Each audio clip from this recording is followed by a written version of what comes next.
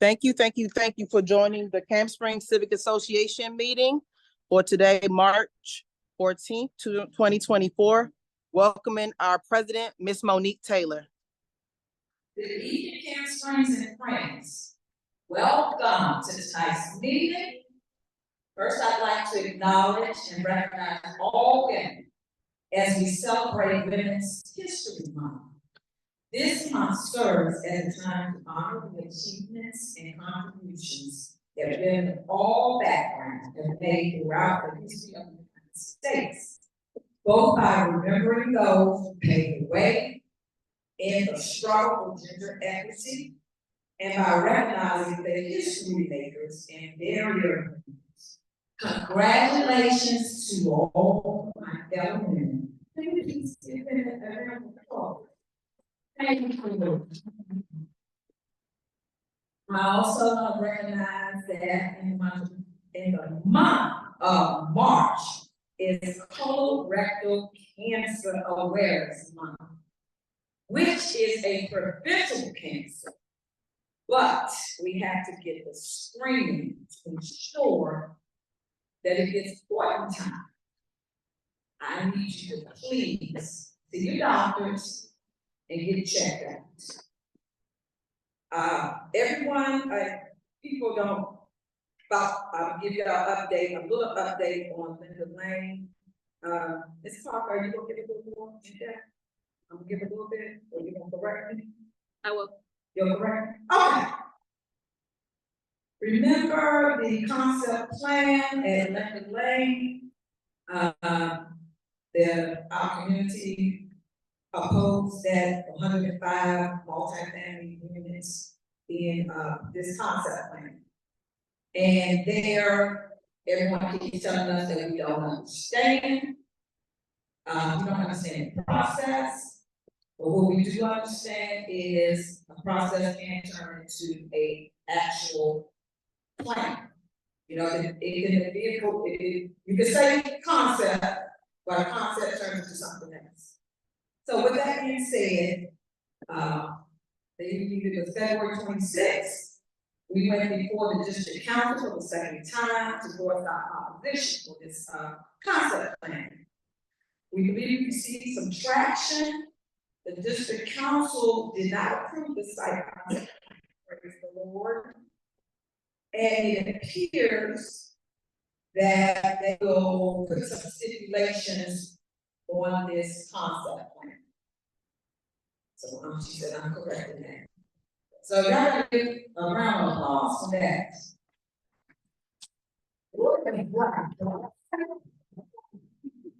Now, I want you to know that this is it is important for us to speak to our elected officials on positions that we are taking on anything, you know, like we saying this concept plan, we oppose it. You gotta come out. It is our job to make our elected officials do the will of us, the people. We are the people. So we gotta make sure that they do that. But to do that, we gotta come out.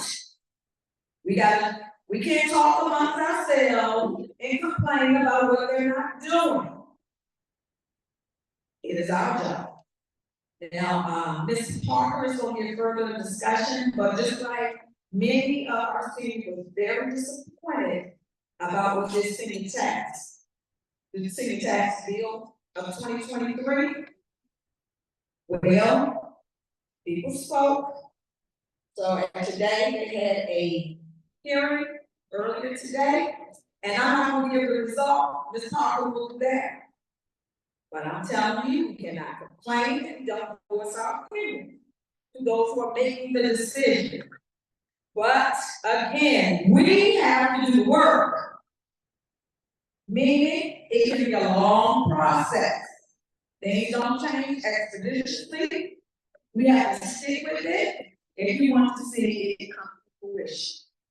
Whatever the issue may be, it is definitely a sacrifice.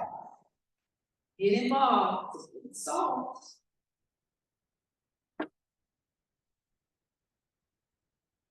And this time, we have a special presentation. That's why y'all see that we have refreshments in the back. Because we want to recognize one of our top officers that has served us well. He's been very responsive whenever we call on him. And I can say that he will be sorely missed. Our Vice President, Mr. Harrison, will make this special presentation. And I want to say this. I'm not trying to take anything back.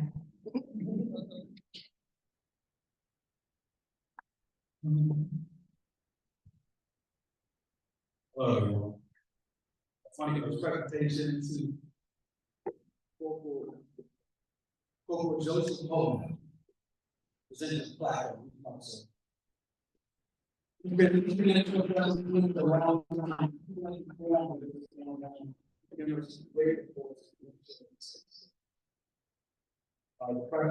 thank you award. Recognition of hard work and outstanding dedication to Cancer Civic Association. We want to thank you so much for your time and your effort.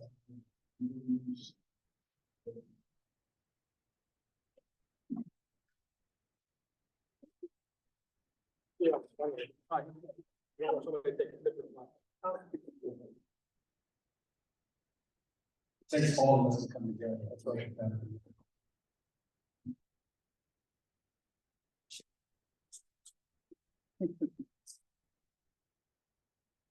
One, two, three.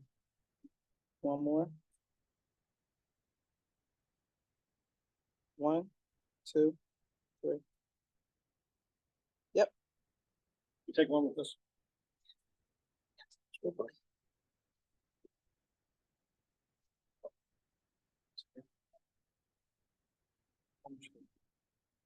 All right. One, two, three. Two. One more. One, two, three. Thank you. Thank you, sir. Thank you.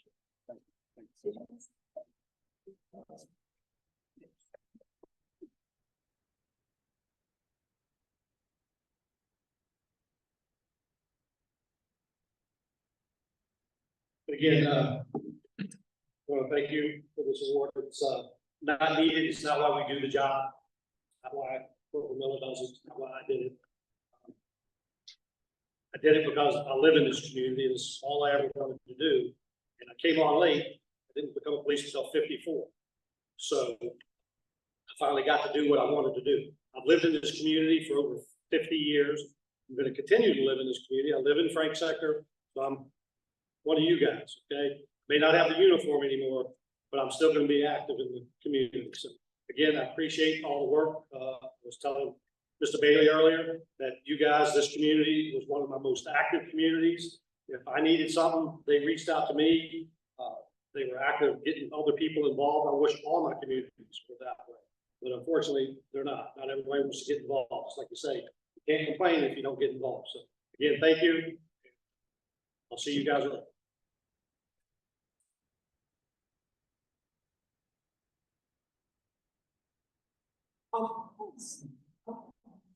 Now, we're gonna segue into our cops officers report. Corporate Miller from Division 4 will, give us a report.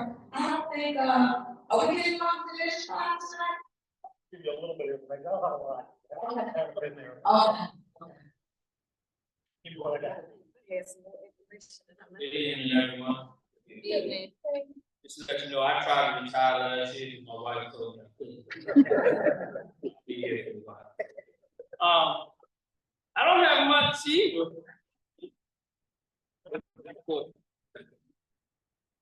Okay, for your area for the last month, the closest thing that we have to you guys is an assault in the 6300 block of Allentown Road. That was at a commercial store. One of the employees assaulted. Yeah, that was 7-11. Stolen vehicle, theft from autos. Theft from autos, we had one in 4700 block of Cedar Place. The other two was up on St. Thomas and Stamp Road. Commercial stolen vehicles all occurred at the dealerships on St. Thomas Road. D&Es, that's breaking and entering, if you don't know what I mean. Most of them were commercial, all on Beach Place, St. Thomas Road, and Beach Road. No residential that showed up in the. You know, what? I wasn't even looking at you. You started. Well, you ain't got one? Hey, baby. I wasn't even looking at you. The 7-Eleven, is that the one that was in Oxon Hill and they sprayed, No, that's the one right up. 5300. okay. So if you be looking at these No, we just 7-Eleven went- robbers, okay. the guys that that been breaking in and stealing it, they've caught like 2 of them. ATM, Yeah, the jaws of I life. actually, we just caught one yesterday. Yeah, he's being held with no bond. Okay. But just to let, say something. Just to let everyone know, you have to be very cognizant of your surroundings out here, because there's a lot going on. I know it was one in Oxon Hill where they went in, and I guess like we going in stores, and then the people working in the store, they came in and sprayed everyone, so they blinded everyone and they robbed the store. So they said, be very conscious, be mindful and look around when you go into these stores, because there's a lot of things that's going on. I was told in Division 4, things have been going down. Going down. Okay, that's for the whole Division 4. Division 5. Keep it alive. I do have a little bit of information for you. I don't have a lot because I'm not actually officially retired, but I have been working a couple of weeks. As he said, they did catch at least one of the jaws of life bandits that were breaking into 7-Elevens and using the thing the fire department uses to get in those ATMs, and he is being held without bond, the one guy. I'm going to give you some stats for Division 5, and nothing really jumps out at me here other than burglaries in Division 5, and they are up for the year. And again, you got to remember, this is just January, February, and this is through March 11th, which was Monday. Burglaries were up, commercial burglaries were up 82%, which is a 9 increase. We had 11 last year, 20 this year. However, they did develop a suspect, the detectives did, and they made an arrest. And I think he's connected to most of them. So hopefully those numbers will continue to stay where they are and continue to go trend in the right way. But overall, in Division 5, is same as Division 4. You know, crime is going down. Our total crime is down 17% so far year to date. Again, it's early in the year, and that's even skewed. Like I said, the burglaries were up 43%. So, and they caught that guy. So the one they think is responsible for most. That's what I have, unless you have a question. Doc, you're gonna come to the mic, man. Ms. Kelly, you're gonna come to the mic. Ms. Kelly.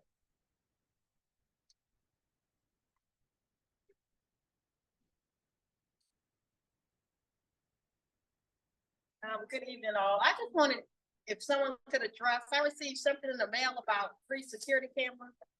Okay, okay. That should be from Okay. Ed. Yeah, that's, she'll handle that. So, Oh, you wanna wait till- line? oh, sorry. Yeah. You're right. Thank you, sir. Appreciate you. So. It's on.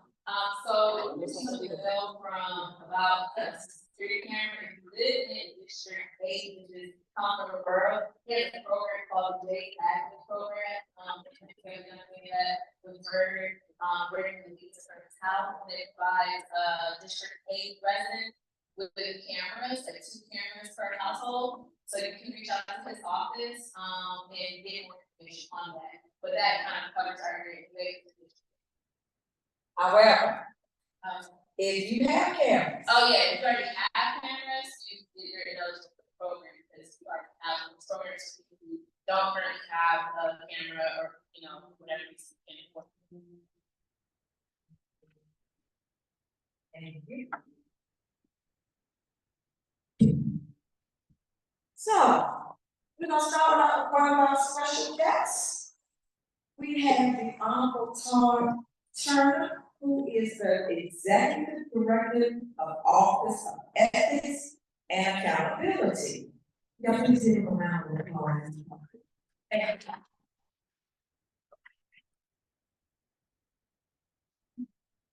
Good evening, everyone. It's a pleasure to be here. Thank you, President Taylor, for the invitation to join you this evening. Well, my thanks to Wright, Mr. Resetter, able to get this scheduled for this evening.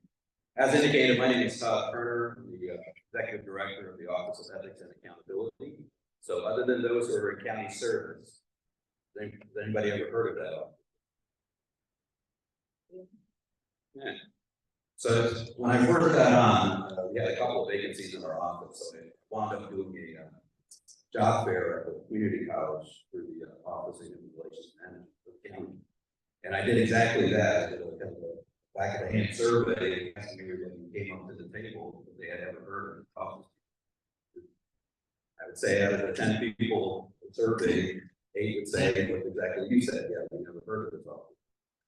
1 would say, I know what ethics is. The other one would say, I really don't care, I see the job. So, one of my missions, I was appointed, I'm the second executive director for the Office of Ethics and Accountability. One of my missions is to get us out in the community more, because we have 2 primary goals. One is kind of internally facing for the county, but we also have an external goal. So the Office of Ethics and Accountability is actually celebrating technically its 10th year. It's actually created as what I would call a mini inspector general for this county by former county executive Sherman Baker. And the mission of the office is twofold, as I indicated. One is obviously what we would call the ethics portion of our work, and that is advising county officials, county employees, those who work with the county, who contract with the county, interact with the county, are doing so in an ethical manner. So we staff, we have a board of ethics that has been around in Prince George's County since 1980. And we are required under state law, 23 counties, state of Maryland, Baltimore City, and all 157 municipalities in the state of Maryland are required to have ethics laws. And so we enforce those as the Office of Ethics and Accountability and staff the Board of Ethics. Publicly appointed board that hears cases, makes public decisions. Cases. So once again, we've been around for about 10 years. We had 1 previous executive director who established the office, and I'm proud to be the second person here. Obviously, I have over 20 years of county experience in county government. Some of you may have known me in my previous role as a member of the county council here in Prince George's County or in District 4. And so, obviously, I bring that experience here to this office, trying to address the issues.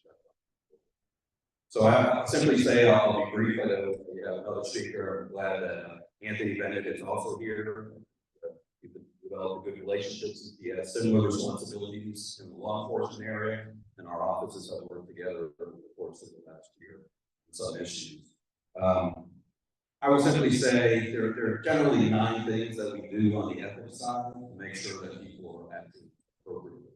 And that runs the gamut from whether or not you can accept yes as an employee or official in the county, or honorarium if you're going to be in speaking engagement, whether or not your employment, if you want to have secondary employment outside of your county work, and if you leave the county, you have some post-employment restrictions as well. Obviously, we deal with conflicts of interest every day. And in our office, we have both a formal process and an informal process for giving ethics advice to county employees and officials. If they're approached in some situation, we'll give them advice, both written and oral. So that's kind of on the inside side. We also have responsibility for financial disclosure statements that county employees and officials have to file. We also do a registration and reporting for lobbyists, lobby here in Prince George's County. And all this information is available on our website. We have to mention, we just produced a new informational brochure, which is in the back table, that has all the information about how to contact us as well as our website. So that's kind of what I call the inside county baseball with respect to county employees and officials, and for members who serve. If anybody serves on the board and commission that's appointed here in Prince George's County, you also have to go through that. We also do training, so we try to train people to say to do what is right in certain circumstances, and also to come to us if they have questions. On the other side is what we call the accountability side. This is where I think it's important for us, important for me to get out to the community, because we do have responsibility for investigations of fraud, waste, abuse, and illegal acts involving county services or county employees. Now, obviously, we do get those kind of complaints from inside county offices and from county employees. But more likely, and that's why I'm here this evening, if something was happening with a county employee or something we saw, not saying that's necessarily a community type issue, but we get those as well and refer those to the appropriate agency. However, if you see something that's wrong, the old saying, see something, say something. So we have that responsibility for investigating those type of issues. So we do have an anonymous complaint line that you can call up. You can always contact us by telephone, regular telephone, and send us emails. That information again is in the brochure. I encourage everyone to please take one. There's a handy little magnet in there you can throw up on the refrigerator with that contact as well. Now, I'd love to say that we don't have any of these issues, but our goal is to have as little of those as we can. That's our goal. So I will leave it there and see if there are any questions. Obviously, can't speak about any ongoing cases if there are, if you're aware of any, but I do want to encourage you, if you do see something, you're not sure that it's right, or something's happening in the community that may not be what you think it should be, whether it's something that we have responsibility for or not, we will get you in the right direction if it's not. So I just want to say thank you for the opportunity to come out here this evening.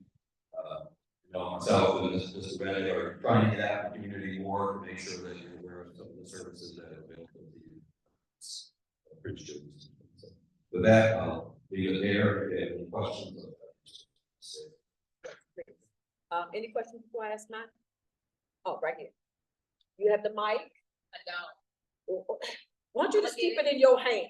I only have one. So you talked about training for the public. Just for clarification, is there anything that's online that the public can readily access as a training module, or come back out and do like a training in regards to community? We definitely can. We just clarify, the training is for county employees and officials. So the training that we traditionally do that. What we're trying to do in the presentation, with the virtual presentation, we gave you a little more detail of the work that we do on a daily basis. So that's something we can provide as a PowerPoint presentation. Okay. And it tells you step by step, what we do as far as investigation. I will say that one of the things that I've discovered in the time that I've been there, though we do have this anonymous complaint line, the difficulty is somebody is anonymous and we need more information about some issue, you don't know who to contact. So I will say, to the best of our ability, if you do contact and give us our information, that is going to be confidential. We're not going to disclose it unless we're forced to be honest. Because that's the only way, because if we do have questions or need follow-up information, if you're anonymous, one, we can't ever get back to you to tell you what happened as a result of the investigation. But two, we can't gather further information from the source. So it's hard for us to investigate something that might be done. Okay. But yes, we can come back and do our little presentation. First of all, I thank you for coming out. And the community aware of what you now. In Prince George's County, I know Mr. Bennett is Office of Integrity Compliance and Police Accountability, so I guess he's dealing with the police officers.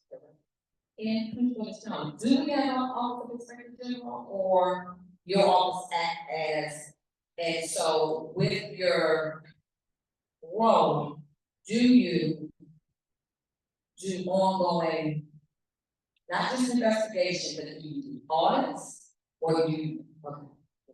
Perfect. Great question. Great question. So yes, one of the things I've also discovered in this position is Prince George's County, because there is a state law requiring each jurisdiction to have their own. Prince George's County has maybe about 35 different versions of ethics commission. Think about it as if you have one with the county, that's me, so I deal with county services.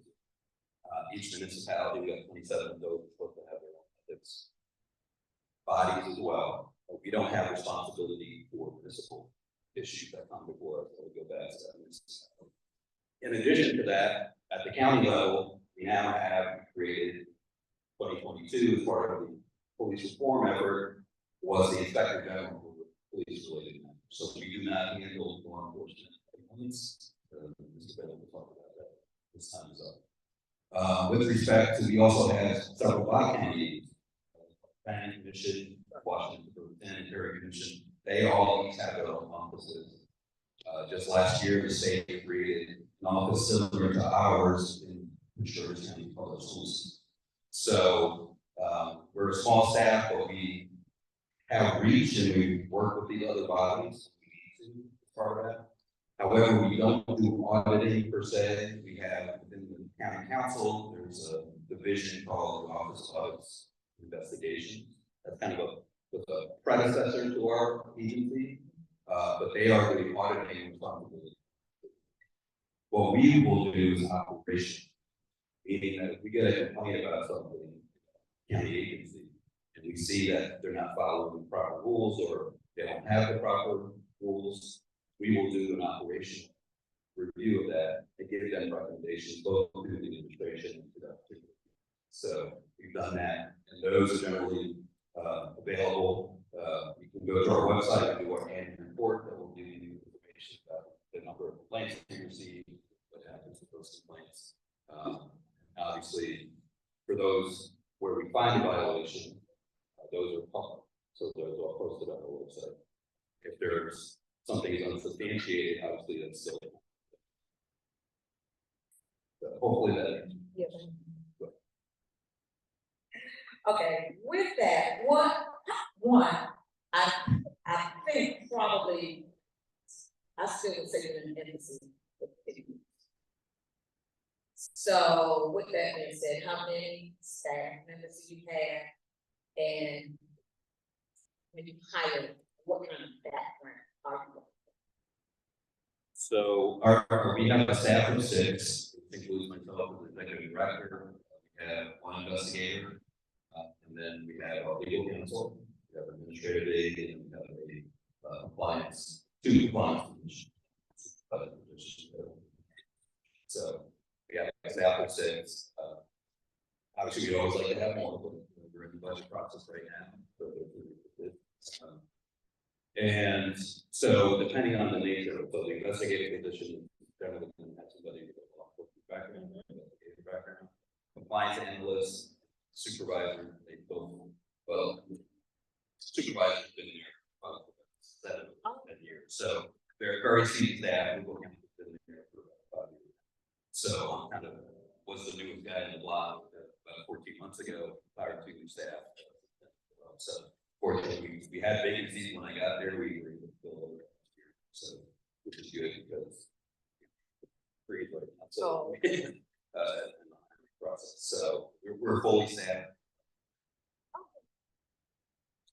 Any other questions? Well, we want to thank you for coming out. Make sure you go in the back to help celebrate Corporal Ponak and have some refreshments. Great, thank you very much. Thank you so much. Next, we're going to have Inspector General Mr. Anthony Bennett, who's going to provide us information about what he's on.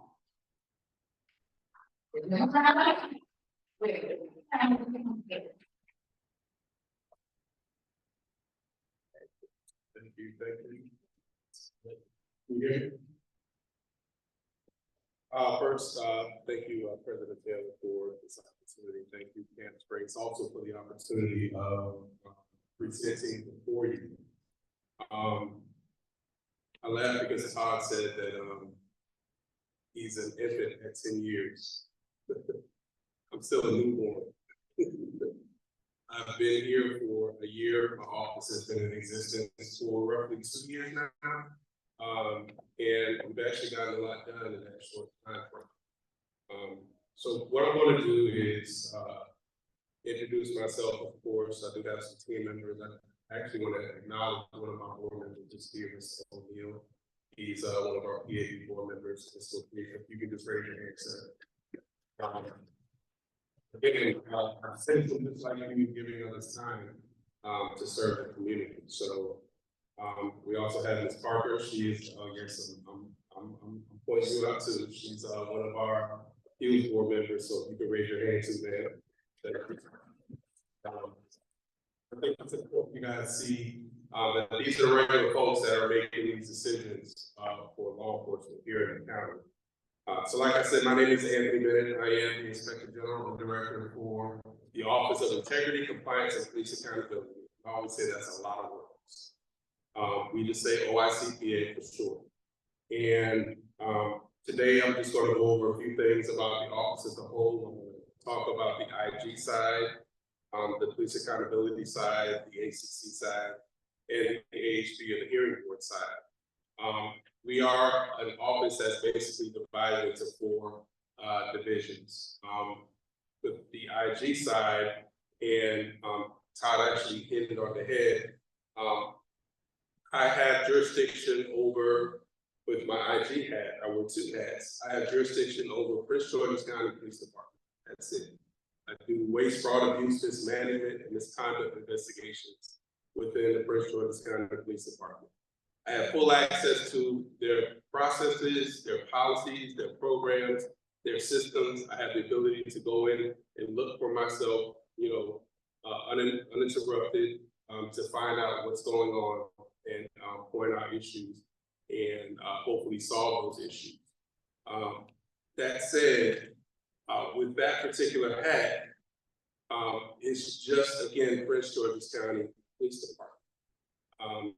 They have right now roughly, everybody's shorthanded, but they have roughly 1,400 officers.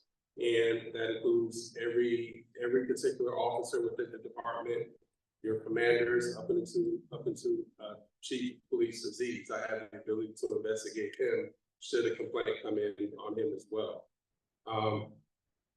So that's that particular hat. My other hat, which is the director's hat, that covers all the other law enforcement agencies within the county. There are 28.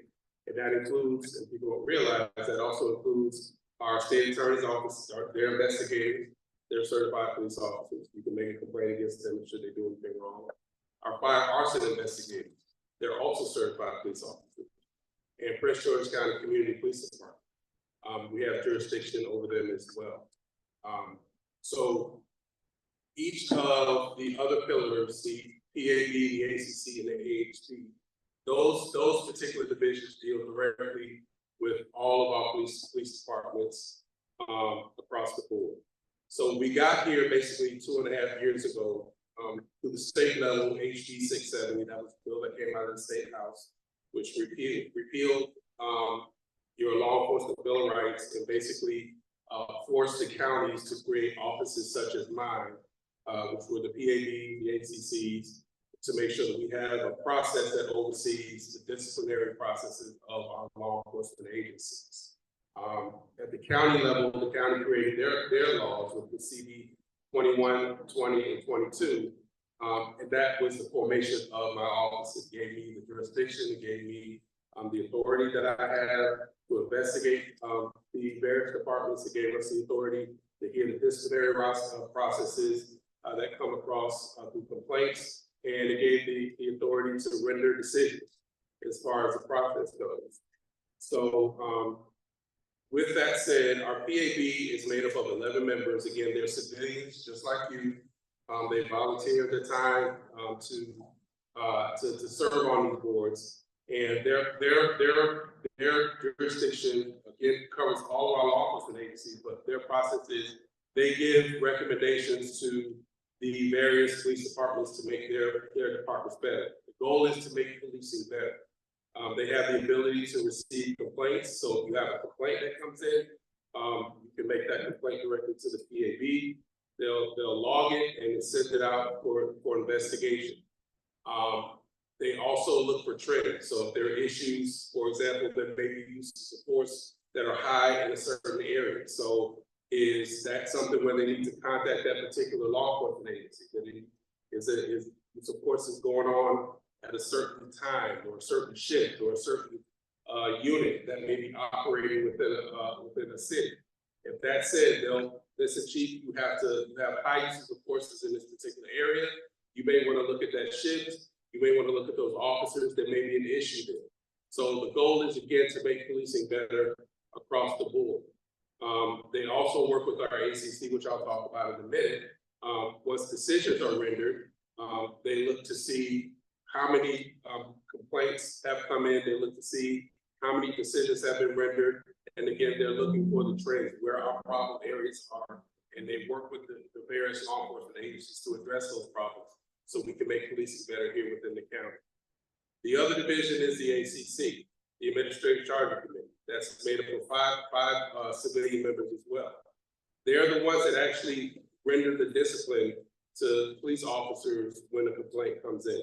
So after a situation is investigated, that full investigation comes back to the ACC and they hear it in a closed session. And they hear it in a closed session because the officer is not guilty yet. So we can't put information out there because some of it contains sensitive information. Some of it contains victims that we can't put out there. But once the case is completed, then it's open to the public if a decision is rendered that the officer is guilty. That being said, I will say that board takes they take a very measured approach when they're giving this discipline. You would think that, pro-police, anti-police, it's not a pro or anti, it's just what's right. They look at the whole entire system. They look at body camera footage. They look at reports. They look at statements that were made, and they gave a very measured approach as far as the discipline that's rendered. Sometimes they find the officer guilty. Everything from a verbal or written counseling all the way up to termination. And sometimes they find, well, we find nothing there, and they exonerate the officer based on the information that's received. I do have some stats that I'll relay as far as what's happened in the last that we've had cases that were heard by the ACC, but they have done a stand-up job over the past year, getting to the point that we are now. And you got to remember, this office has only really been in operation since May of last year. The last division that we have is our administrative hearing board. That's basically your appeal process. So if you think judicially, you have the courts, you have a trial that happens after the trial. If the defendant wants to appeal this AHB, that's the appeal process. And what that is, again, that's a full trial. You have an administrative law judge, a civilian member, such as Ms. Parker that I highlighted, and you have an officer for equal right. That's a 3-board panel, and an actual trial happens. So you have a prosecutor and you have a defendant, and they have a full trial of all the information that they receive based on that investigation. Once that trial is completed, then the panel goes back for deliberation, and they decide whether to uphold the charges, the decision that the ACC rendered. They can change it to raise it or lower it, or they can exonerate the officer again based upon the trial. You have to have due process with any system, but in that case, even the person that made the complaint against the officer, they have the right to come in and give a statement as well. So it's a full-blown trial. And this is basically our office as a whole. We try and do a great job to make sure that our residents are heard. We try to make sure that our police are held accountable for their actions. But again, that only happens with the assistance of you. bottom line, if we don't get the complaints, and Todd hit on this, if we don't get the complaints, we don't know about it. Yes, we will take anonymous complaints, same process that, that ethics has. We have a website. We have a hotline. You can call us. I have some cards that I'll put in the back that you'll have access to, and I'll make sure that the association gets our contact information. But again, if we don't know about it, we can't do anything about it. I was speaking at one of these one time, and somebody said, well, why should I trust you? At some point, you have to trust somebody. This is a process that was put in place by you, by your leaders, to make sure that it works. So I came along to make sure that it works. That's why I was brought. I came up from the city of Atlanta, where I was a deputy inspector general, and now I'm here. And my conversation with your leaders, your council, your county executive was, listen, we have this, we need help, we need to make it work. So that's why I'm here. My staff, you know, they do a standard job to make sure that you guys are heard.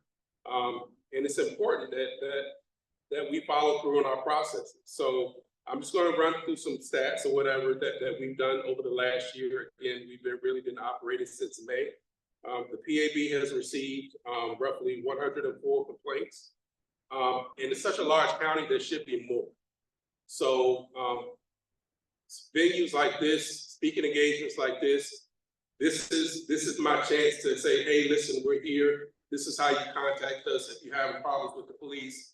So those complaints should be higher. So I'm looking for those numbers to go up. So again, it's about identifying those bad officers and getting them out of uniform. We have, they've held 17 meetings in 2023. And, you know, they've already rendered some recommendations to various departments and to the state delegation to strengthen these laws as a whole. The ACC, they have they've held 208 hearings so far, given dispositions of 176. In terms, when I say hearings, some of the charges included multiple officers, but there was really only one charge. So, you know, so they've given 176 dispositions. Some of the breakdowns include 41 sustained, 25 non-sustained. Some have been administratively closed because there wasn't enough information. That's fine. Such as Todd said, if you report something anonymous, give us as much information as possible so we can do a thorough investigation. If we don't have all the information, we can't investigate properly, and more than likely a bad officer may get to walk because we didn't have the information that we needed. As far as the counts go, the most counts that we've had, the most types of incidents that we've had in 2023 were, the majority were either use of force, discourtesy, meaning the officer was rude or used abusive language to a citizen, attention to duty, and conduct unbecoming. And that conduct unbecoming is basically their policy and procedure, something that they did to violate that actual policy and procedure. That covers a large gamut. So conduct unbecoming was actually the highest of all of the charges that have been issued against officers over the past year. So again, I'm going to give you our information. If you want to report something, something dealing with police misconduct, any type of misconduct, waste, fraud, abuse, whatever it is, pgpab@co.pg.md.us or Inspector General info@co.pg.md.us. Again, I thank you for your time, and I know my time is limited, so I'm trying to rush through things. Take your time. Take my time. But it's important for you guys to know that we are here. We are listening, and if you are having those problems with your law enforcement departments across the spectrum within Prince George's County, please reach out and give us a chance to make sure that we're getting those bad officers off the street. And I'm here for questions. Please repeat that email information again, please. The email information, okay. It's long, okay, I'm gonna say it slow. All right, so we have two emails. Inspector General Info at co.pg.nd.us.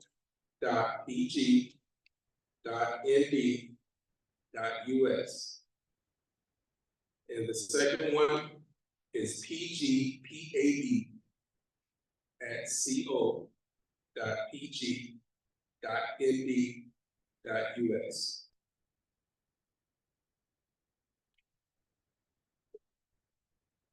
Got it?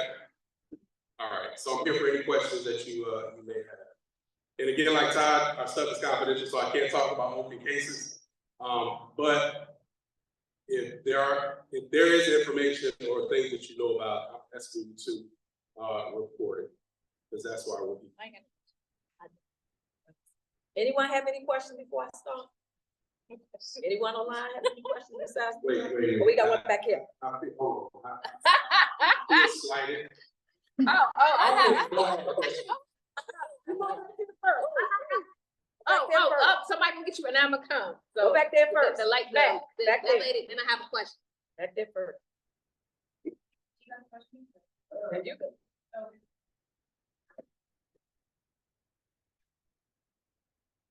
Button on the left. Left. The other left. Yeah, you got to speak up louder, please. All right. Couple of questions, how many officers are we down? Like 300. Like about 300 or so. Countywide or just in Prince George's County? He said, she's talking about Prince George's County. Yeah. It's about Yeah, 300. Prince George's County about close to the 400 officers. And are you, but are they actually pushing to hire that? Absolutely. They have recruiting fairs, they have they're even reaching out to other states to bring officers or you know, people from other states in here. So they're actively recruiting. And how many are? How many? Now those I don't know. That's probably a question for Chief Aziz and his staff. But yeah, I don't have the answer to that. So you said most of your staff is volunteer. No, the board members are volunteer. My staff are county employees.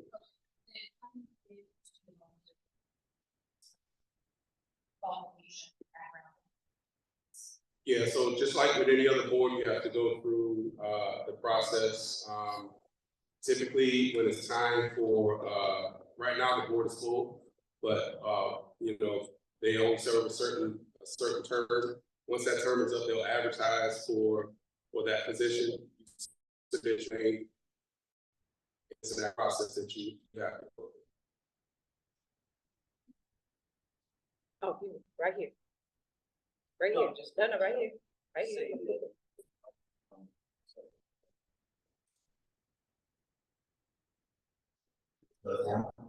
No, I just, now, we board made 11 people. 6 of them is 25.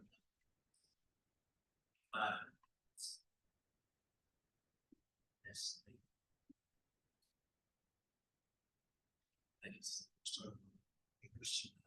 and it's base goals. That's is.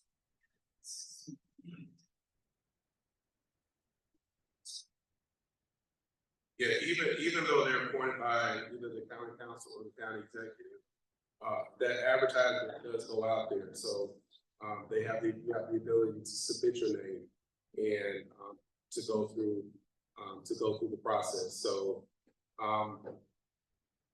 again, this is a civilian-led process. I'm not a certified officer. None of my staff members are police officers. We're all civilians. So this process is totally controlled by civilians. The disciplinary process is totally controlled by civilians. And I think that's important to highlight. Okay, let me ask you my question. Yes, sir.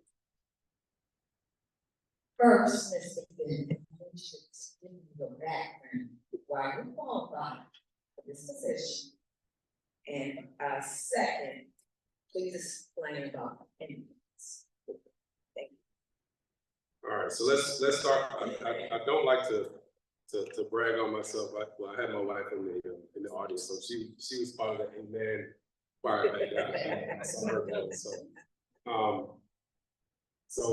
so prior to this, I served as the Deputy Inspector General for the City of Atlanta.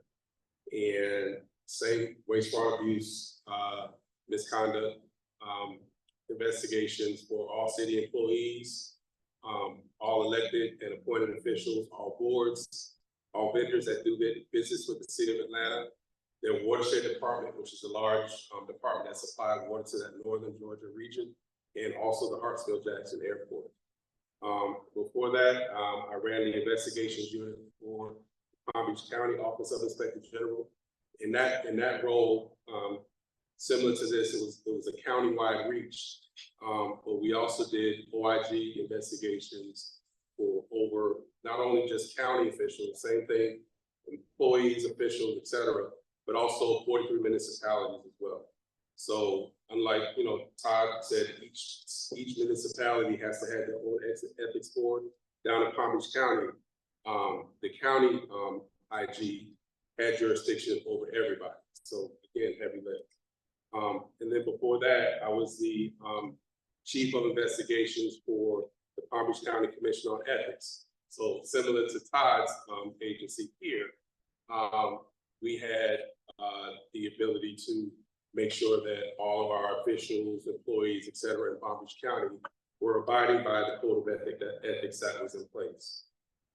And then I'll go into, I am prior law enforcement. I left, I was with the Broward County Sheriff's Office. I left as I was the executive officer and ombudsman for a 6,400 person sheriff's office, countywide jurisdiction,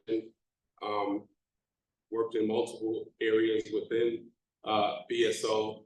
And then last, I am a U.S. Army veteran, having served on the first Gulf War. So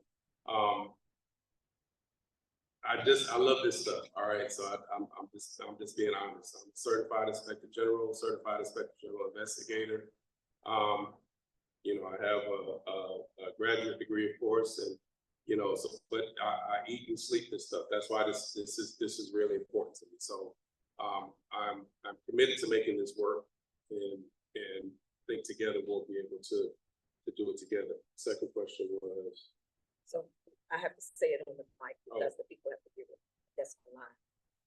Talk about, because like you were saying earlier, that people say, like you said, we have to trust something. But I need you to talk about being independent, that no one is telling you.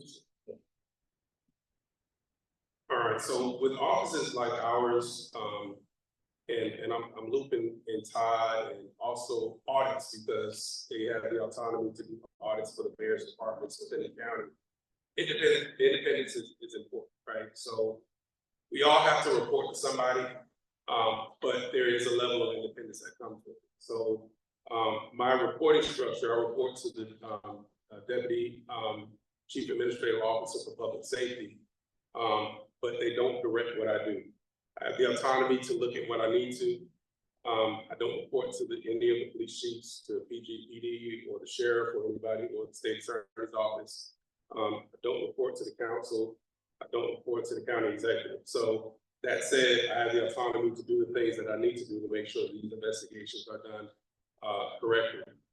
If I do an investigation, I release it to them. If I can release it, some items are confidential because, again, some of my investigations deal with police-related tactics or activities, stuff that I can't release for safety reasons. But those investigations that I can release, they're open to the public, for the public to see. The county executive and the county council, they just get notice that an investigation was completed. Half the time, they didn't even know that this occurred. But then when they do, they get the call like, oh my God, when did this happen? Blah, blah, blah. But again, I don't get directed to do things. When we get tips, when we get complaints, when I see a news report that something happened, I can go and generate an investigation to get to the bottom of it. So autonomy is absolutely important for organizations such as ours to survive. This does not work without that, because we can't have somebody with the thumb on the scale. This process doesn't work like that. So yes, I do have the autonomy to do the things that I need to do. I do have the independence to do the things that I need to do, and that's that. Thank you. You have one more question. So similar to my question directly, very big on this, the community being able to access information. Offline, they can't. Oh, for the community to be able to access information just online. Is there any way that we can get like a module explaining the PAB, the AHG, the ACC kind of video, or just like an animation similarly to your office? So I think that was kind of the question I was getting at. Just so that the community can go online, go to your website, and then see like, oh, this is what this office does, this is who I can contact, things of that. Absolutely. So a couple of things with that. Being a new agency, we really started to stand. Last year was our kind of stand-up year. I generated my first annual report, which is online, and if it's not online, I'll make sure it's online. I know that the county just updated some of the websites, so some stuff needs to be put on. But it is a really comprehensive annual report. I'll make sure that all of you have the link. I'll send you the link so you can send it out to all your members. But I want you to actually access it and read it. You need to see what's going on police related within your county. This is where you live. In terms of our processes, same thing. As I go through and I look at our websites, yes, some stuff needs to be on there, and I'm working with my staff to get it on there. That includes our how a complaint is processed, how long it takes to do a complaint. I'm going to have an explanation of a year and a day. What a year and a day is basically from the time a police agency learns of a complaint, they have a year and a day to complete it. If not, then it goes by the wayside. We can't, by law, we cannot investigate it, or we cannot hold that police officer accountable. Outside of something criminal, of course, there are some safeguards in there. But your discourtesy complaint, if it's past that year and a day, since we learned of it, unfortunately, we don't have the ability to investigate it. That's why it's important for, if you have a complaint, to send in as much as possible. So we're not trying to spin wheels, trying to figure out what's happening. But that type of information, I think, is important for the public to know. That type of information, and thank you for the question, it will be on the various websites as well. I do have a PowerPoint that I use for my speaking engagements, but I'll make sure that you guys have access to it as well, because it explains our entire body as a whole. So the more knowledge that you have, the stronger you are. So it's important for you have access to that information. Thank you.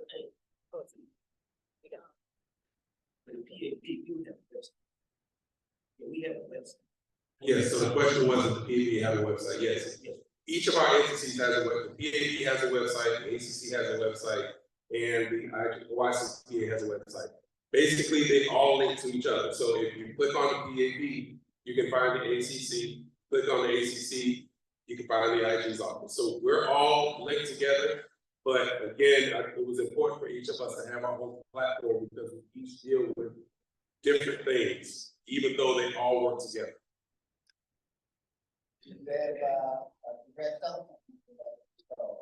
So the question is there a direct telephone number? Yes, I have a telephone number, and I don't have it on me right now. I'm sorry, because I didn't memorize it by heart, but I will have some cards in the back. Yeah, I have some cards in the back that I'll make sure that you have access to. And it has all of our information, our direct line. It has our email address on it as well. And again, we're on the county website. So if you want to find us, our office is located in the McCormick building.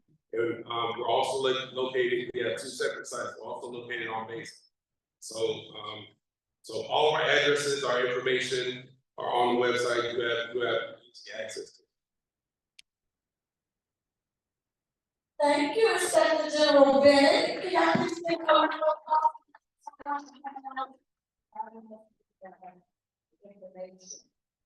Next up, Ms. Crump had a, conflict, so she won't be here tonight, from the Department of Public Works and Transportation, but we do have Mr. Brandon Brown here. Give him a round of applause, please. Good evening, everyone. Good evening. Just want to thank President Taylor for inviting us here today, as well as Vice President Harrison for inviting us today. It's great to see Executive Director Turner here as well, in addition to the Inspector General, Mr. Bennett. Awesome to see the demonstration of your community representation here, doing our job to be accountable and transparent with you all. So, just real quick, a logistical question. Passed out some surveys earlier today. Who has not received a survey? That's if you could raise your hand and if you have not received a survey. One individual has not received, two individuals, we're going to get you all some surveys. And for the folks who have received them, we are going to swing by after this brief presentation. No sweat, just a pen.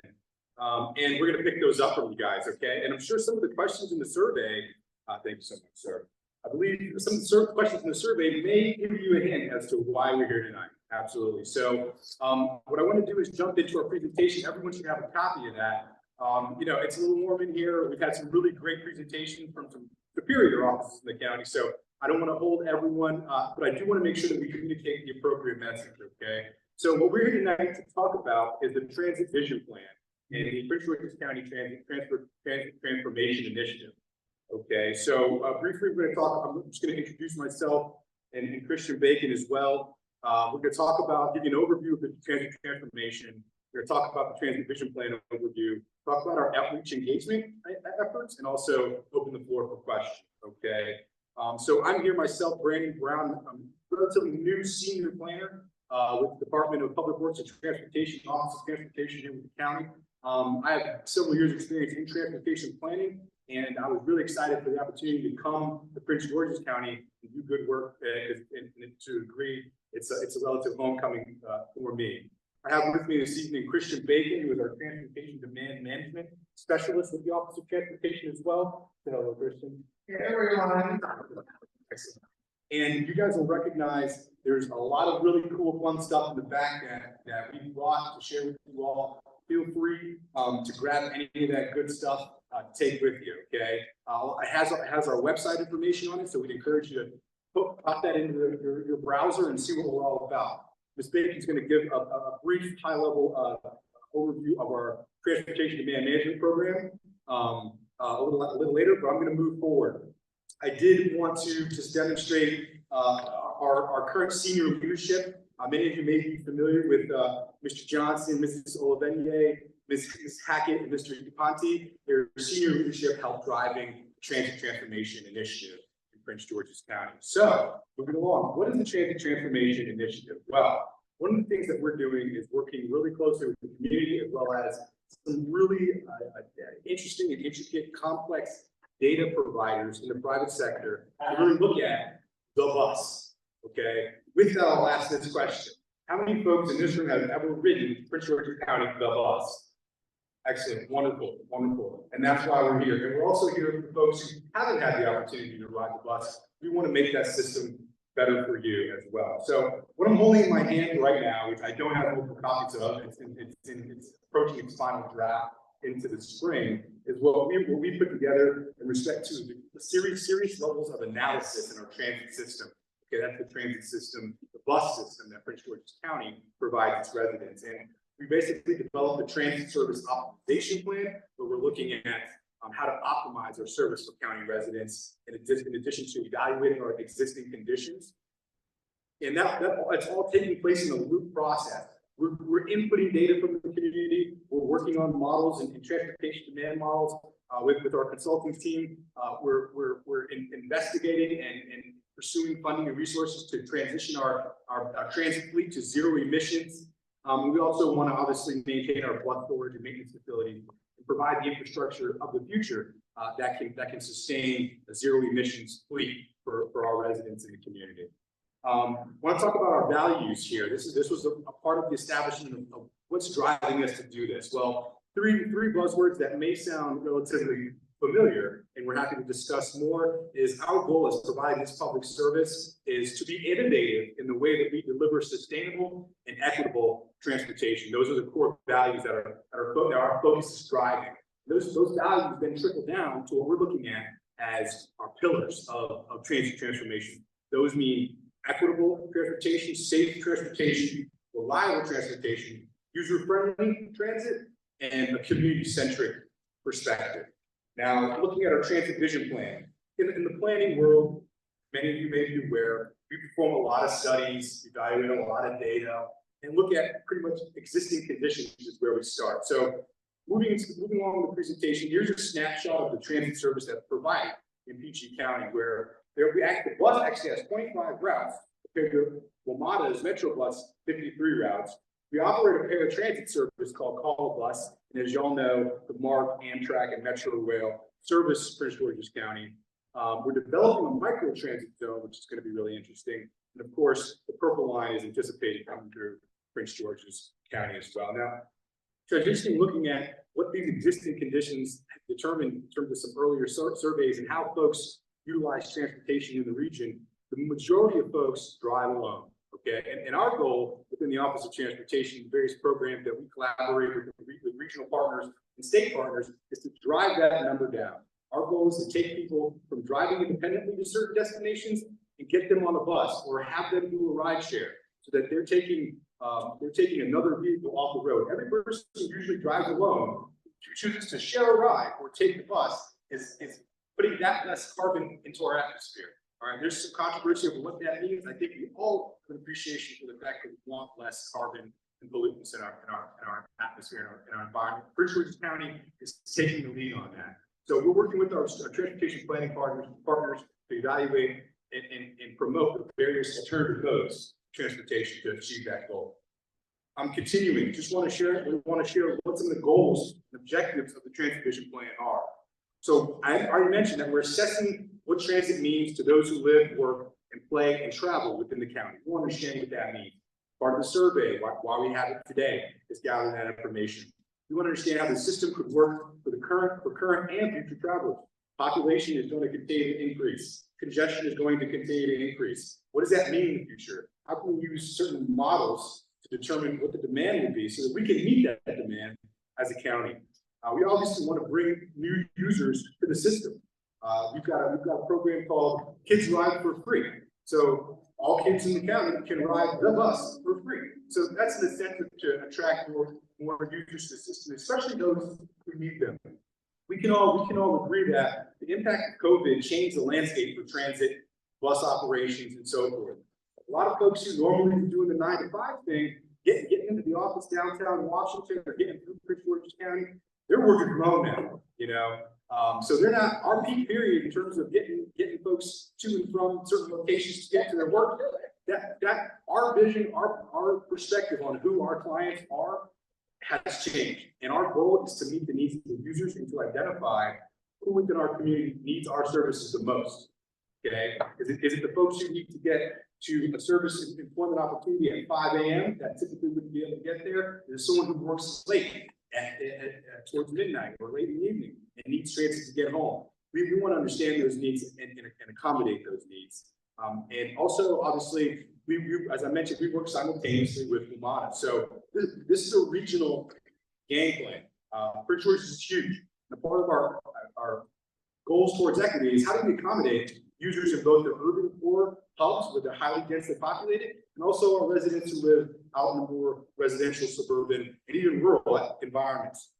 I just want to catch you up on where things have gone. This has been underway since early 2023. You've been engaging in various different visiting sessions and collecting rounds of community feedback, giving presentations, and we're not done because we want our public outreach to be as robust as it possibly can.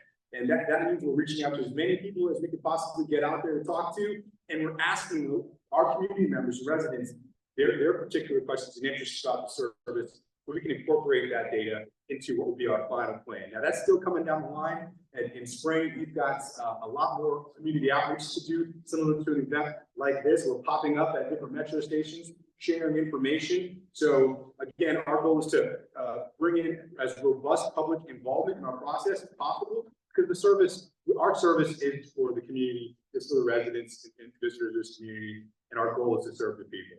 So some key findings from our preliminary assessments in respect to the transit vision plan is, as I mentioned, addressing the unique land use in the county from rural to urban cores. How do we improve service reliability? Can we expand hours and improve frequency of routes? And can we operate more Prince George's County transit services in addition to the bus service, other transit services that we may be able to provide? I mentioned public engagement in late 2022. We kicked that off with earlier rounds. Some key findings we understand is that the community wants service reliability. They also want convenience in their service, and they want safety in their service. So these are the emphasis areas that we're focusing on and looking at how we can deliver that service to you all and to many residents of Prince George's County in the future. Continuing, I'll note that we've also engaged operators of the system who are critical to provide the service. We understand that we face a reality that there's not enough bus operators. Anybody know anyone who wants to have a CDL, wants to be a bus operator? Give us a holler. We also know that buses don't always run on time. This call bus scheduling system can be difficult for folks to engage.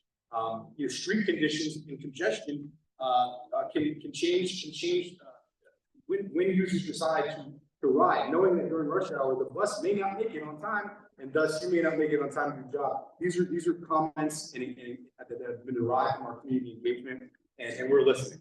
Okay, so in your presentation tonight, folks, we've got just some links to more in terms of explaining our engagement opportunities. The survey that y'all took tonight, which thank you very much appreciate it. We have it online as well. So if you have anyone in your family that takes the bus, doesn't take the bus, we want to know why. We're asking folks why and how we can better accommodate them. There's also a QR code that'll lead you, if you have a smartphone, to access that survey. So please, you take the survey home. If you can get one more person to take the survey, it's Prince George's County resident, that would really help us out a great deal. Obviously, we're showing up at community associated meetings like this. We're doing pop-up workshops, and we have some stakeholder interviews and focus groups coming up in the very near future.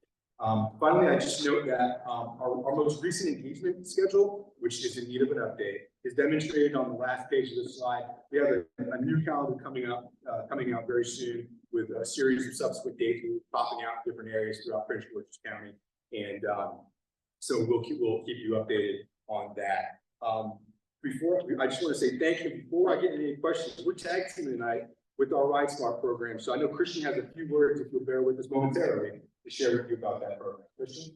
Awesome. Thank you, Brandon. Good evening again, everyone. My name is Christian Bacon. I am the program manager for the Ride Smart program.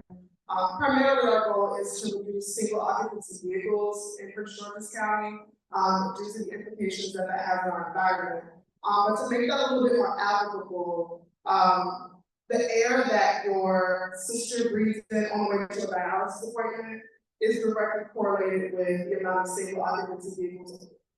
The air that your kids play in, the air that your aunt or uncle breathes in on the way to a doctor's appointment, that's directly tied to the amount of single occupancy vehicles on the road.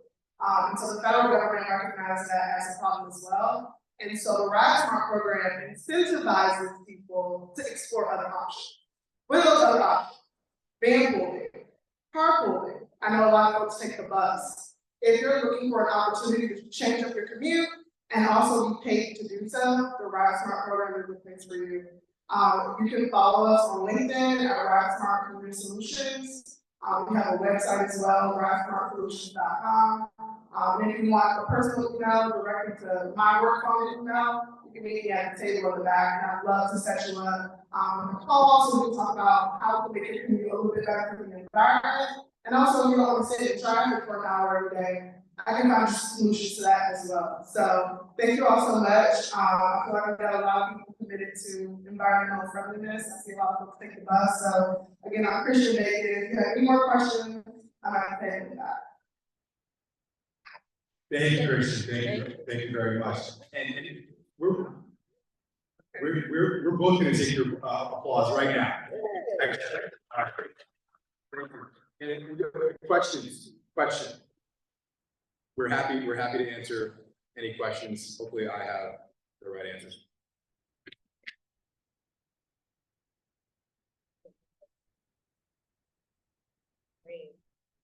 Say it loud, so everybody can hear on the line. Yeah, it's red. Yeah. Oh. Yeah, I don't know. Okay. But she's just, ooh, this one red. You sure? This one, you mean like right here? Hello.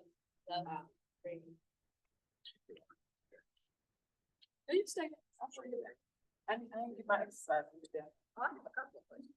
Okay, so first off, I didn't get a presentation, so I couldn't follow, but I did get a survey. So if I could get that before you leave. The second thing is, I remember that ULI or something to that effect did like a whole survey in regards to the bus route for Metro, in Prince George's County, and things of that nature. Did you guys get information from them as well? Who? ULI? Now I'm gonna write that down. I don't, Okay, and I'm they not did a whole study, so that's fine. recognize an acronym. No worries, they did a whole study on like the transportation, bus ride, I think the county like paid for it. So it's just interesting that's information that I think the county paid for, if I'm not mistaken. So that should be kind of introduced into the transit thing. The second thing is, when we talk about safety, there are a lot of bus stops that are in people's yards, that are in the streets, that have no seating, they have no covering. They're just literally on the side of the road. I've seen students almost get hit by a car because there's no sidewalk for that. Part of that is the issue from the county in regards to sidewalks and things of that nature. But just when we talk about safety, just the location of these bus routes needs to be thought about.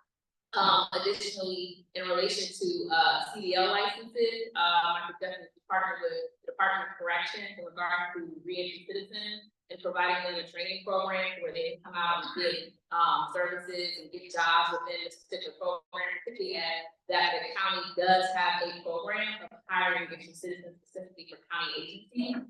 The other thing also is encouraging to partner with the Maryland Capital Parks and Planning Commission. A lot of times we get a lot of concerns in regards to youth violence and crime and things of that nature for kids not having anything to do. If the children ride for free, then there should be a publication around bus route of how to get to certain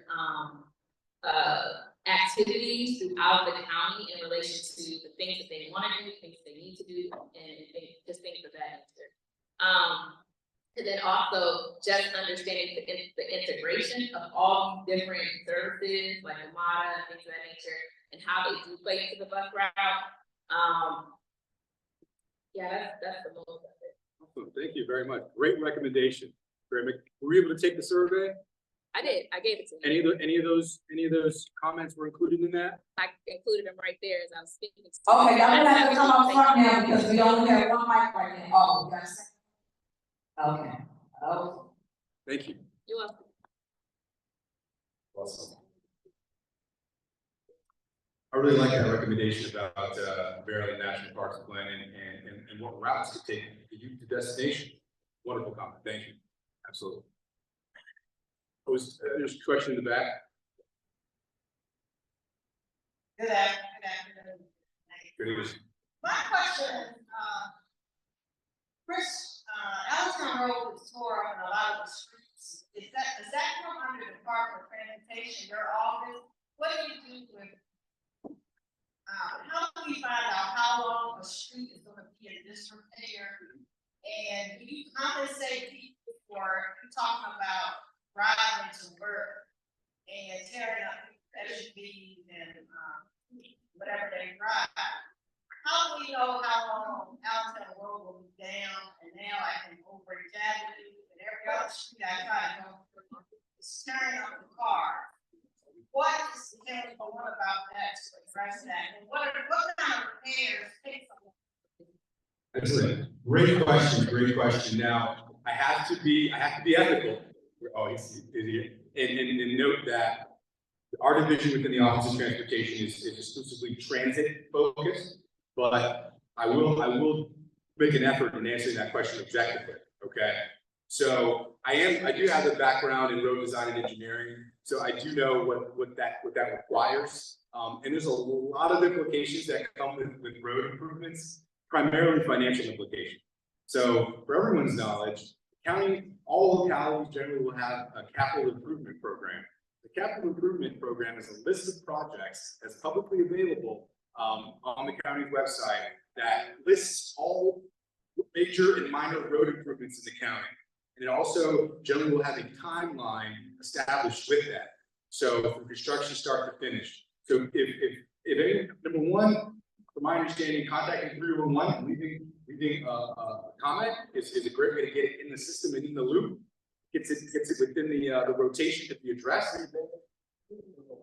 311. And then in addition, the reality of road maintenance is this: there's limited resources and more need in terms of repairs. And generally, what state highway institutions do, what agencies like Office of Transportation, Department of Public Works, what we do is we evaluate the conditions of our roads on an annual basis. And we have what's called an asset management plan.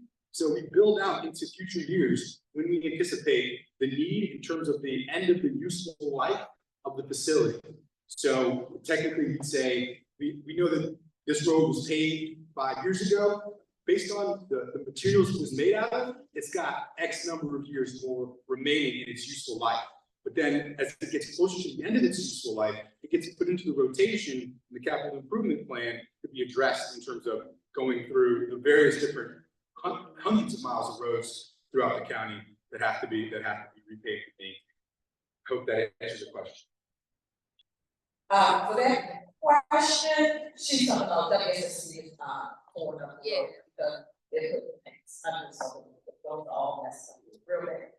And people cause it getting messed up. So what I plan on doing, Ms. Kelly, is I'm gonna send WSSC a message and ask, can they start posting when the roads are going, because what's happening is they're saying that they're doing this temporary, where you just see like the roads are real rough, but it needs to be done it needs to be done better than what it currently is looking like because people are complaining. I will put that into WSSC about that. And last time they were with us, I believe they said this summer that they were gonna complete it is September, okay, September, that they should complete the project tentatively, but I will follow up, okay? Y'all have something else with that one? Yes. Mr. Rivers. My question was, how does Metro send your, I guess, maintenance personnel around inspect the various stations in around town? There's several on the road. It's ridiculous. I come past there and see young ladies standing in trees waiting for a bus to there. And it appears to me that Metro is responsible for trying to clear out the fact. We made the sign and opening the streets of the bus travel. How do they go around and protect the sites? Well, I will say this, that WMATA and Metrobus are strong community partners with Prince George's County Department of Public Works Transportation and our Office of Transportation. So we will certainly communicate those needs to them. Their stops are from the WMATA, Washington Metropolitan Area Transit Authority, who operates service in the county. But we represent the county's transit service that has independent service from WMATA. Now we're currently going through a process. We received a grant from the Council of Governments for about $8,000 to do an analysis of our bus stop prioritization.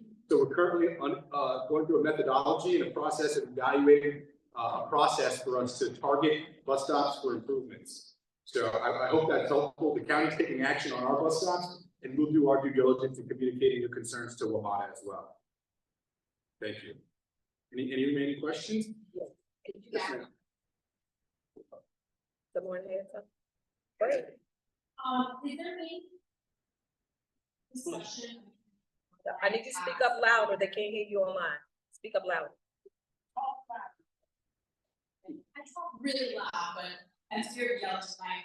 So is there any discussion of extending purple line past Carrollton, connecting it maybe with like all the way down to Harbor? Yeah, there's a lot of large, major transportation infrastructure projects that are being discussed throughout the metropolitan region, from Virginia to Maryland, and even up north. But what you're describing is one of those. Prince George's, as I'll note, particularly our DPWTA, is a strategic partner in those large regional planning initiatives. And those have momentum as directed by the states, the Metropolitan Transportation Planning Board, and various other stakeholders. So I would encourage you to check out the Purple Line information resources, their website, for up-to-date information on what that project's development is, although Prince George's is not directly responsible for the execution of that project. Is there a real-time time?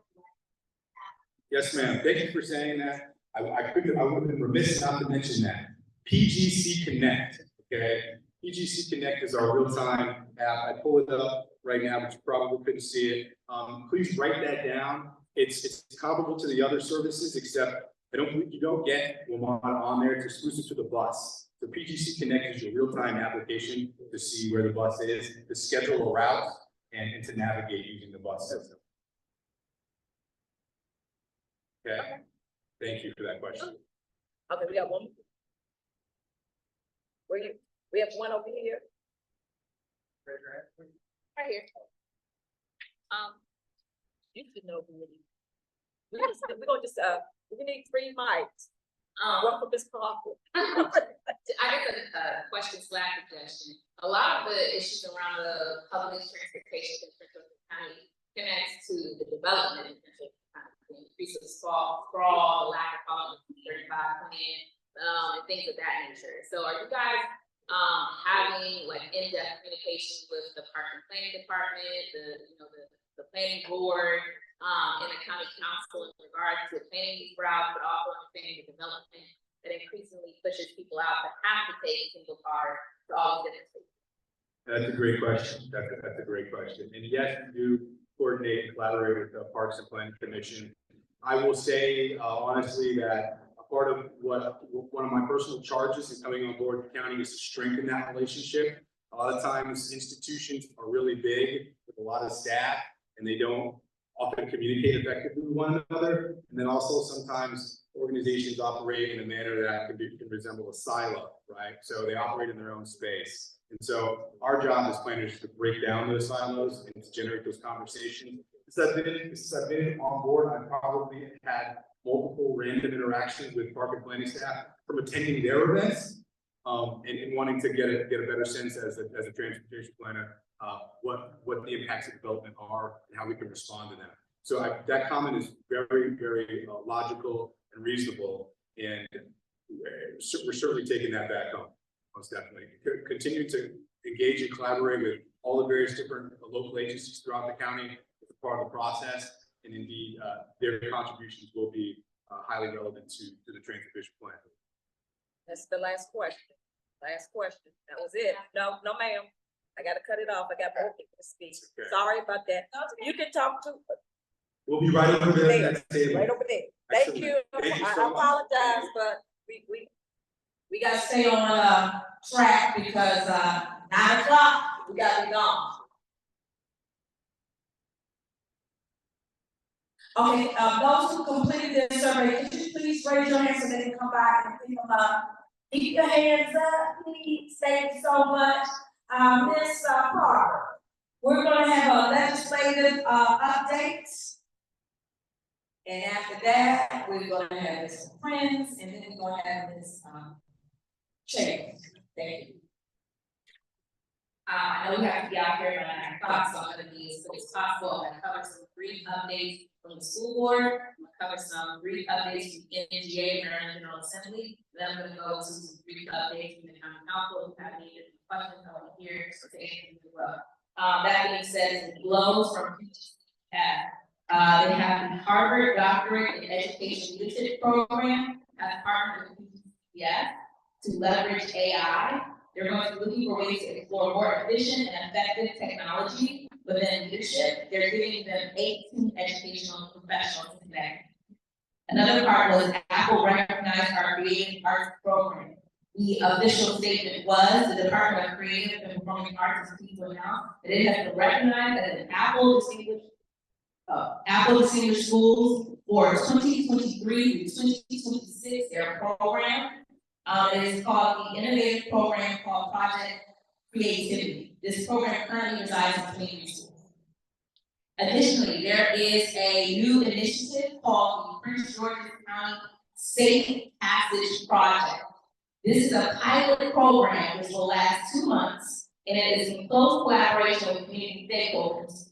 They're going to identify specific intersections and areas that have specifically and historically encountered difficulty with select schools, and then they're going to partner to have a station where a minimum of 2 safe passage volunteers escort the children to and from school. This is in relation to community violence, but also, we've seen, unfortunately, some accidents that have claimed the lives of individuals in our community.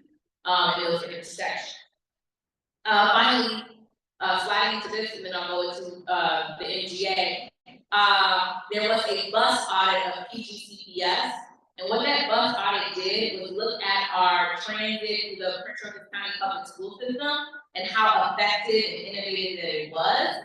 And then they said, hey, these are all the plot points that are weaknesses, and this is how you can change your bus routing system. Some key recommendations that we as a community should think about and maybe some to implement would be to change the bell pay schedule. And it would have it to where essentially high school would be earlier, then middle school, and then elementary. That was one of the recommendations. But that can affect your commute, that can also affect, the time that you have to go moving and things of that nature. So it's just something to take into account. They also gave the recommendation around auditing how many people are riding the bus when they actually live in the walking area criteria to change that to make them kind of basically walk to school. So those are things just to think about. These are just recommendations. The superintendent has about 30 days.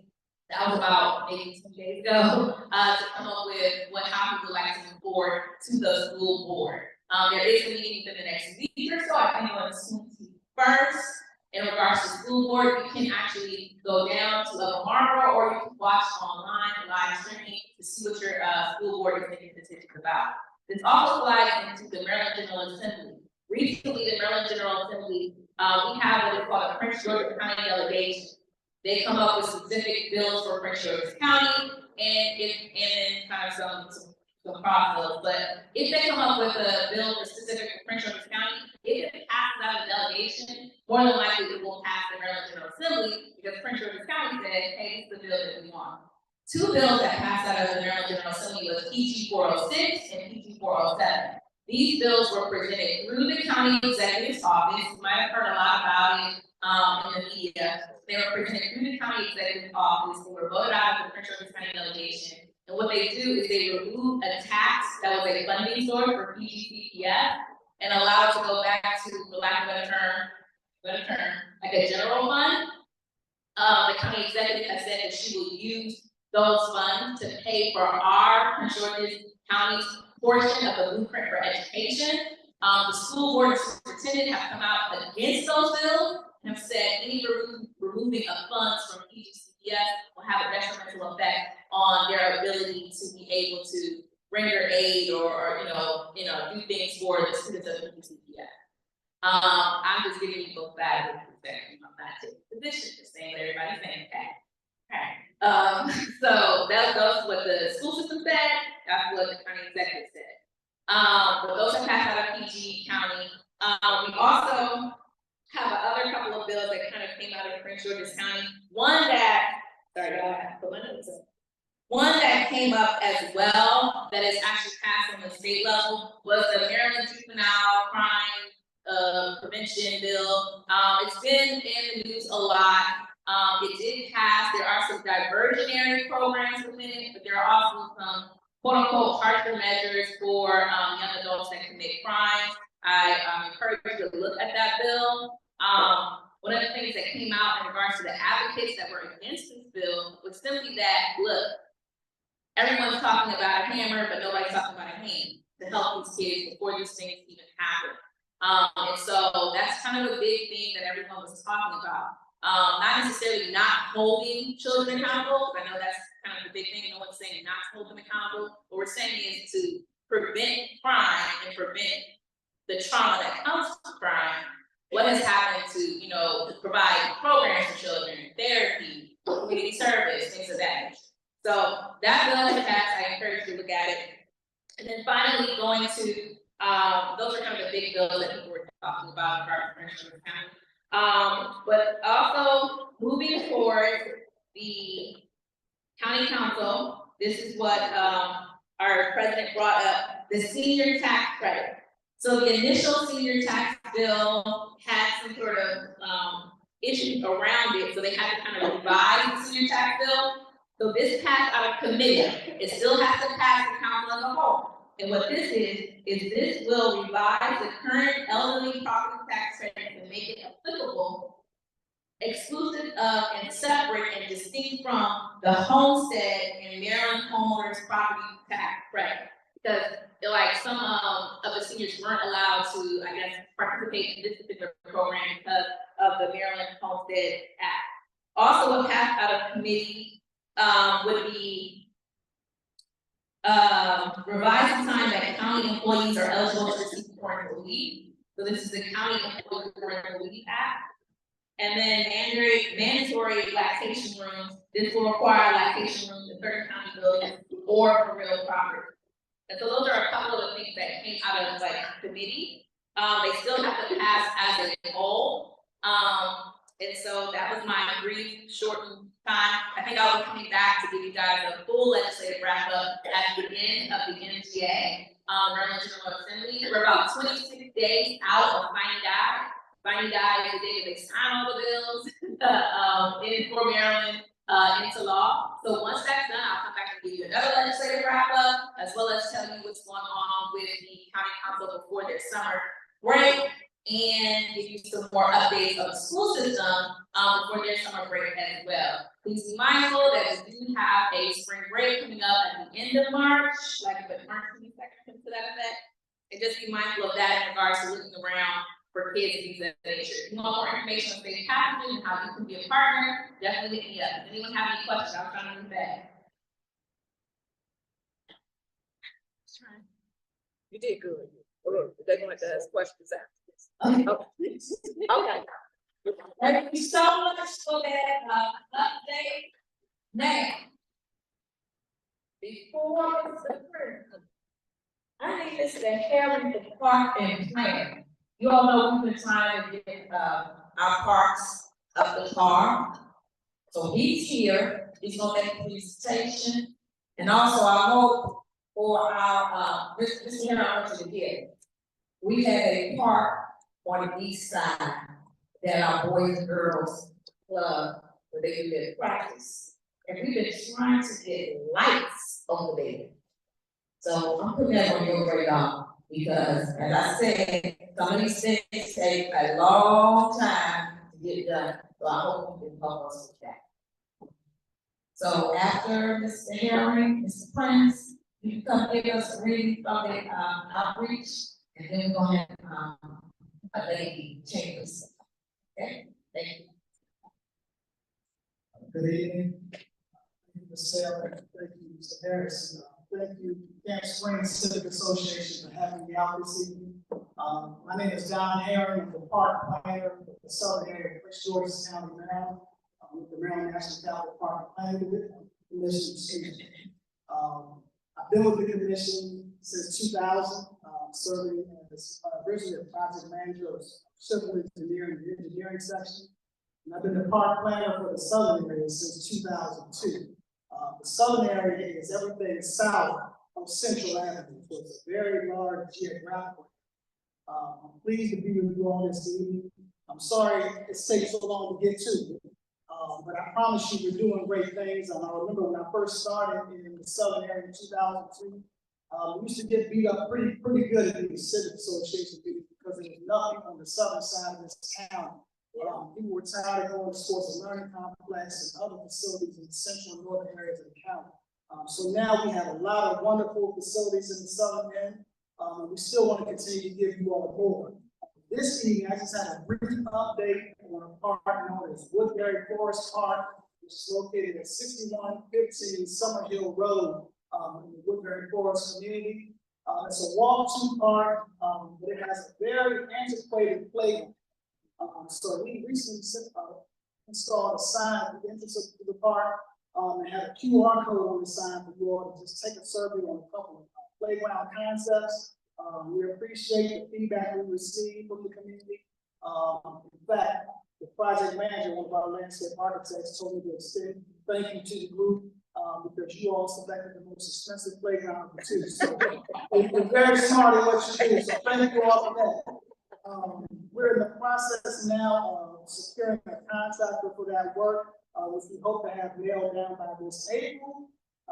It takes about 12 to 15 weeks right now for playground equipment to be ordered. So expect this new playground sometime this summer, but I will keep you all updated on the status of that as well. Woodbury Forest Park is also a park that's in need of what we call a park refresh.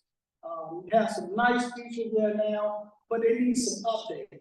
And so the loop trail, you have the basketball court, you have tennis courts, but there's really nothing else to draw you in that playground, as I mentioned, is still it needs some help. Excuse me. So this is something we're going to be focusing on in the months and years to come as well. But just wanted to come out tonight and introduce myself, say that I'm here to work with you all as partners, and we'll get this thing done.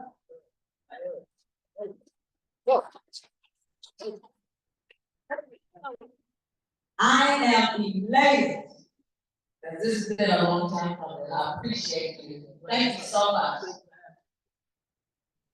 Okay. I got one question. I'm just curious about the history trail. Where we. History Creek Trail. That is on his list. History Creek Trail is on your list, correct? Okay. I'll be brief on that one as well. So the History Creek Trail, thank you for the question. It's a 5.7-mile trail that runs from Temple Hill Road to Oxfordville Road, as many of you all know. Touches various facilities along the way. That trail was built in the floodplain, believe it or not, and it was part of the WSSC put their infrastructure into this area, their water lines.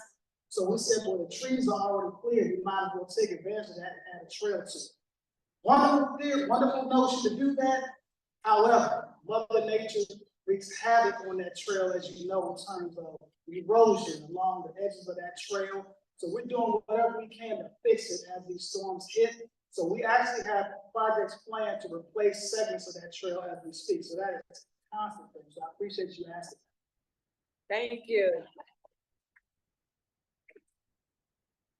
I have a commercial break before Mr. Prince speaks. Beltway Church of Christ, located at 6,000 Davis Boulevard. This is off road. They're having a free camp for children between the ages of 5 to 12 years old. This is during the spring break, March 25th through the 29th, 8 a.m. to 4 p.m. And the church is running it, and guess who else? Corporal Miller and the other cops officers. So, if you have youth between those ages, did you say, since you don't have the application, that they need to, when they, that day, March 25th, get there early, fill out the application, and you're gonna have something to do for the week. Thank you. Good evening, Camp Springs. How are we today? Feeling good? Yes, good. So I know this has been a long meeting. Oh, hello, you hear me? Cause I gotta keep, they gotta keep you. No, it's not on. It's not on. Push the button. Did it go? Just. I broke it. Yeah, you broke it, y'all. Lord, I broke it. I'm sorry, y'all. Hello? Be back. Okay. Good evening. So I'll make it quick, I promise. So I just have a few things. My name is Ben. I'm your new community liaison for District 8. I just started this position basically in January, so please bear with me, have some patience, please. But this is my first in-person meeting with Camp Springs, am I right? Yes. The last one was on Zoom, but if you don't remember me, hello, on that last meeting, hello. Make it quick, I swear. So my first thing on my agenda will be Christmas in April. Essentially, Christmas in April is an initiative that our office does with the actual company itself. Christmas in April. Their job essentially is to beautify a person's home, and 9 times out of 10, that person is an elderly person. This year, our office has been tasked with house number 54 is a home in Greenbelt. Her name is Miss Daniela. So our job right now is to beautify her home. But however, the house is pretty much beautiful. I believe a lot of the work that we need to do within the home, and as well as the exterior of the house, is professional work. So I will humbly ask if anyone knows any welders, outdoor carpenters, or even any indoor ones, people that do, hand labor, things of that nature. Please let me know. I've left my contact information with Ms. Monique right here. Because she's gonna put it in the chat. Say it, because she's gonna put it in the chat. Ready, put it in the chat. Okay, my email is VPLAURBEN@co.pg.md.us. One more time. V as in Victor, P as in Paul, L as in landscape, A as in apple, U as in umbrella, R as in rhododendron, E as in delta, E as in escape, N as in no, at co.pg.md.us. Good? All right. And my work number is 301-848-6041. One more time, okay. 301-848-6041. So like I said, any skilled laborers, please let me know. If you know a friend, your aunt, your grandma, any of that, please let me know, okay?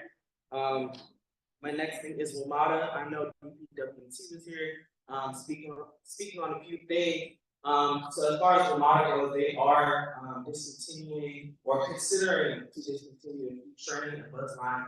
Specifically in Prince George's County, they are discontinuing about 20 bus lines, or considering to discontinue them.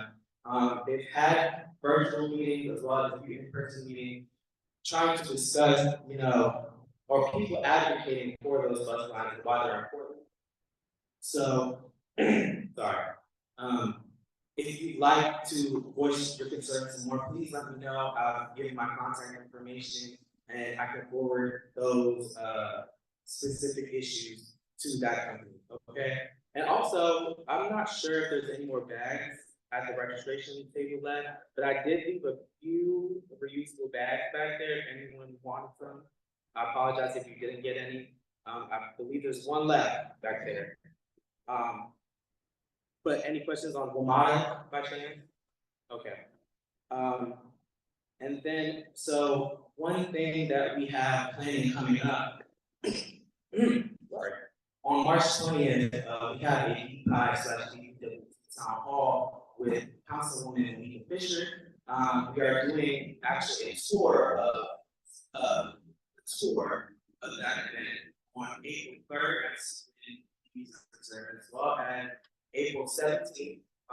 But the 17th is specifically targeted toward District 7, 8, and 9, so the lower region of the county. Yep, that's us. So if you all would like to come out, there's more details that will be pending towards that event. I'll make sure to send it to Ms. Monique, and I will give you more details on that when they come, okay? And then my last thing 100 events this summer. Our agency engages within that initiative. Obviously, during the summer, attempt to attend 100 events during the summer. It doesn't really matter what kind they are. We just want to be in our community.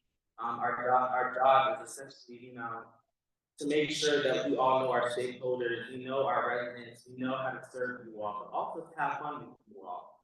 It's not always about the business here with us. We want to make sure that we're engaging with our residents as well as our stakeholders. So we have that coming up. If you all have any events that you would like to invite me to or our office to come to, please let me know. We are more than happy to attend. Can you state your name again? My name is Vince.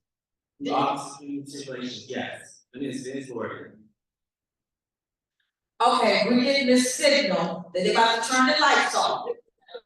So Ms. Chambers, come on, y'all trying to get you up here, they gave you the signal. We gotta go. They said you don't have to go home. But we gotta leave out here. Yeah. I know. Yeah. Thank you, everyone. Thank you. I'm not talking short with y'all, so whatever. It's 7 to 9, and we wanna make sure we get all the information out. And you all need to check the website, go to the events tab, because we do post what's going on in the county, in our area. You all have to look on the site also. Good evening, everyone. Good evening. Most of you already know the Levy County responsibility to give our names to exchange on the director of constituent services to the Center for CSCA, the right term. I bring meetings on behalf of District 26, as you very well know, they're up in the Annapolis working on they're actually working this entire weekend. So if you have any questions or concerns, let me give you the phone number to Citizen's office. It's 410-841-3092. Again, that's 410-841-3092. His email is anthony.muse@senate.state.md.us. Delegate Veronica Turner, her phone number is 301-858-3212. Her email is veronica.turner@house.state.md.us. And I'll give you my direct email for concerns with constituents. It's district, the number 26, constituents, that's CONSTITUENTS@gmail.com. If you give me my phone number, it's 301-383-4791. It's easy to contact me verbally by email, but please, when you do an email, leave your phone number because I will contact you. I want to say thank you for coming out on behalf of our Pastor Barrett, Citizens Baptist Church, as well as our First Lady and the entire family. We thank you and good night. Thank you so much. Look, I don't want to. I just want to thank everybody for coming out. We're gonna have a great week until our next great month. Our next meeting. I'll do some things. So I just next time bring out some of the community. Let them know what we're doing, tell them to listen out and great information. That's done for us. Did you say one? Please do not leave without getting a cupcake. Now, it's a cupcake. Make sure you get cupcakes in honor of, we'll hold that. Sorry. Everyone, have a great safe evening. Oh, goodness.